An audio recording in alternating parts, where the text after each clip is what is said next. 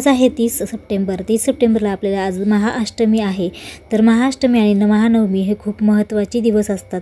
तर आजच्या व्हिडिओमध्ये 11 लवंगाचा उपाय सांगणार आहे. तर व्हिडिओ स्किप न करता पूर्ण बघा. तर मी अनुराधा तुमचं नवीन व्हिडिओमध्ये खूप खूप स्वागत करते. तर सर्वांना श्री स्वामी समर्थ.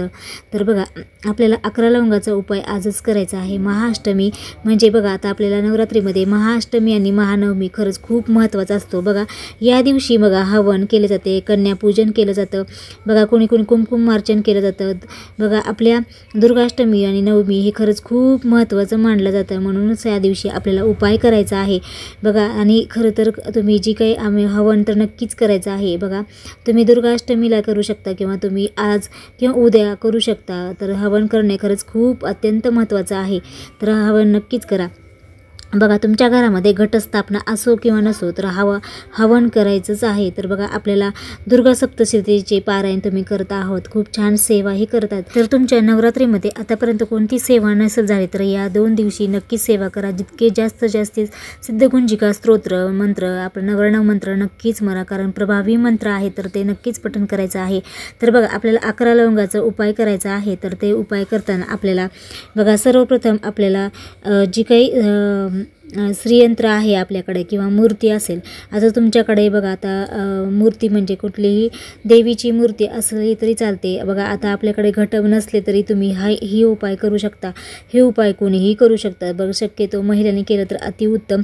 तर बघा, आपल्याकडे श्रीयंत्र असेल किंवा आपली मूर्ती देवीची जी काही असेल तर ते आपल्याला 11 किंवा 21 किंवा 16 लवंगा घ्यायच्या आहेत. बघा, लवंगा हे आपल्याला छान घ्यायच्या आहेत, म्हणजे जी काही फूल असलेले, म्हणजे आपले जे काही लवंगा आहे तर ते अखंड असलेले घ्यायचे आहेत, खराब झालेले घ्यायचे नाही आहेत.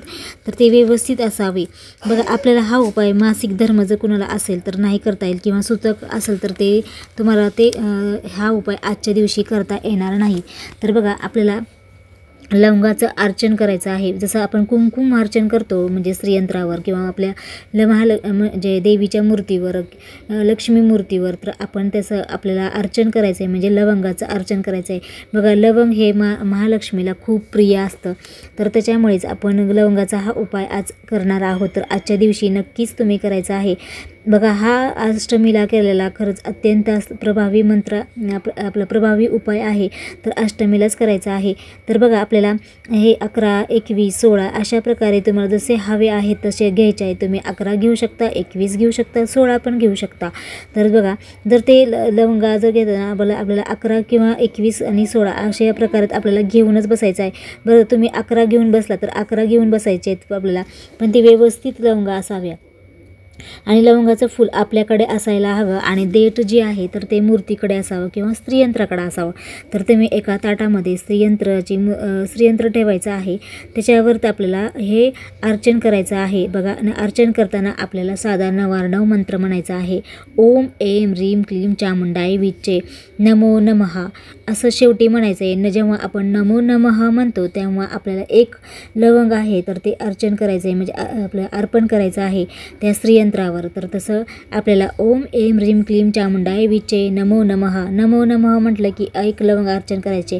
तर असं तुम्ही 11, 21, 16 जसं तुम्हाला घडेल तसं तुम्ही ते लवंग अर्पण करायचे आहेत त्या श्रीयंत्रावर किंवा त्या मूर्तीवर तुम्ही अर्पण करायचं आहे.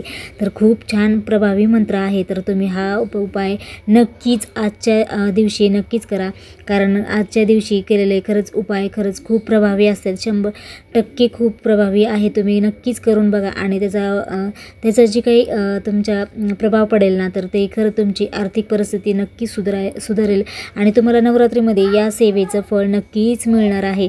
तर त्यामुळे हा उपाय नक्कीच करा. आजच्या महाअष्टमीच्या दिवशीच आपल्याला हे 11 लवंगाचा उपाय करायचा आहे. मी सुद्धा हा उपाय करणार आहे. तर तुम्ही सुद्धा नक्कीच आवर्जून हा 11 लवंगाचा उपाय करायचा आहे. तर बघा, त्यानंतर आपल्याला श्रीयंत्रावर जी काही आपण अर्पण केलेले लवंगा आहेत किंवा त्या आपल्या महालक्ष्मीच्या देवीवर मूर्तीवर अर्पण केलेले आहेत त्या लवंगा, तर तुम्ही ते लगेच उचलू शकतात किंवा दुसऱ्या दिवशीही तुम्ही ते उचलून ठेवू शकता. तर ते उचलताना आपल्याला 11 जी काही लवंगा असतील, तुमच्या 11 लवंगा असू द्या, 21 किंवा 16 लवंगा असेल तर ते आपल्याला ग्रहण करायचं आहे. प्रत्येकाला 1-1 लवंग द्यायचं आहे. आपल्या घरामध्ये जेवढी कोणी फॅमिली आहेत मेंबर त्यांना 1-1 लवंगाचा प्रसाद द्यायचा आहे किंवा तुम्ही चहामध्ये किंवा जेवणामध्ये तुम्ही ते लवंग वापरू शकता. पण ते लवंग आपण ग्रहण स्वतः करायचं आहे, कारण आपण एवढे सुंदर सेवा केलेली असते. तर ते सेवेचे आपल्याला आपल्याला त्याचं जी काही आपण प्रसाद म्हणून आपण स्वतःच ते ग्रहण करायचं आहे। तर अशा प्रकारे 11 लवंगाचा, 21, 16 आणि या लवंगाचा उपाय करायचा आहे। तर तुम्ही 16 लवंगाचा उपाय केला तर अतिउत्तम आहे। तर बघा तुम्हाला जसे जमेल तसं तुम्ही 11, 21 लवंगाचा हा उपाय करायचा आहे। बघा आता दुसरा उपाय म्हणजे काय, तर बघा आपल्याला 11 लवंगा घ्यायच्या आहेत। 11 लवंगा आपल्याला ते लवंगा असं फूल असलेले व्यवस्थित घ्यायचे आहेत आणि ते 11 लवंगा घेऊनच आपल्याला बसायचं आहे। बघा आता तुमच्यात घट असो किंवा नसो, पण आपल्या देवासमोर अखंड दिवा असेल, अखंड दिवा जिथे आहेत म्हणजे देवघरासमोर बसून आपल्याला हे उपाय करायचा आहे। 11 लवंगा घेऊन बसायचं आहे। त्यातलं एक लवंग घ्यायचं आहे, उजव्या हातामध्ये एक लवंग घ्यायचं आहे। त्या एक लवंग घेऊन आपल्याला महालक्ष्मी अष्टकम आणि फलश्रुतीसोबत म्हणायचं आहे। बघा महालक्ष्मी अष्टकम आणि फलश्रुतीसोबत म्हणायचं एक उजवा हात घ्यायचा आहे, उजव्या हातामध्ये एक लवंग घ्यायचं आहे आणि महालक्ष्मी अष्टकम फलश्रुतीसहित म्हणायचं आहे। त्यानंतर ते झालं की ते लवंग ठेवून घ्यायची, दुसरी लवंग घ्यायचं आहे, परत तेच म्हणायचं आहे महालक्ष्मी अष्टकम आणि फलश्रुती, असं आपल्याला 11 वेळेस करायचं आहे। तर ते 11 लवंगा घेऊनच करायचं आहे। तर बघा तुम्ही हे देवघरासमोर नक्कीच करायचं आहे, महाअष्टमीच्या दिवशी म्हणजे आजच्या दिवशी करायचं आहे। त्यानंतर त्या लवंगाचं काय करायचं, तर त्या लवंगाचं आपण आपल्या तिजोरीत ठेवू शकतो। म्हणजे 11 लवंग आहे तर ते आपण तिजोरीत ठेवायचं आहे किंवा आपल्या पॉकेटमध्ये किंवा आपल्या पर्समध्ये, बघा जिथे तुमचा हात नाही लागणार तिथेच ठेवायचं आहे लवंग। म्हणजे पर्समध्ये एक चोर कप्पा असतो तर त्याच्यामध्ये ठेवायचा आहे किंवा पुरुषांच्या जी मनी पॉकेट असतं वॉलेट तिथे पण ठेवायचं आहे। तर तुम्ही हे 11 लवंगाचा पण उपाय करायचा आहे। महालक्ष्मी अष्टकम हे खरंच जर तुम्हाला येत नसेल तर तुम्ही यूट्यूबला लावून द्या आणि ते मंत्र ते आपल्याला महालक्ष्मी अष्टकम किंवा फलश्रुती म्हणत आपल्याला हा 11 लवंगाचाही उपाय करायचा आहे। तर या उपायाने आपल्याला नक्कीच आर्थिक परिस्थिती आणि आपल्या जी काही आता बघा आपल्या आर्थिक प्रॉब्लेम खूप असतात, म्हणजे पैसा येतात पण टिकत नाही घरामध्ये, तर त्यावेळेस हे उपाय खरंच नक्कीच प्रभावी आहेत। पण तुम्ही जी काही 11 लवंगाचा उपाय सांगितला आहे महालक्ष्मी अष्टकम आणि त्याच्यावर फलश्रुतीसोबत म्हणायचं आहे, तर तुम्ही जर आपलं जर शुक्रवारी जरी म्हटलं तरी बघा ते महालक्ष्मीचा वार असतो आपला शुक्रवार, तर महालक्ष्मीचा वार जी काही शुक्रवार असतो तर तुम्ही दर शुक्रवारीही तुम्ही हा उपाय नक्कीच करू शकतो। पण महाअष्टमी म्हणजे आज आपल्याला हा उपाय नक्कीच, हे 2 उपाय तर नक्कीच करायचे आहेत।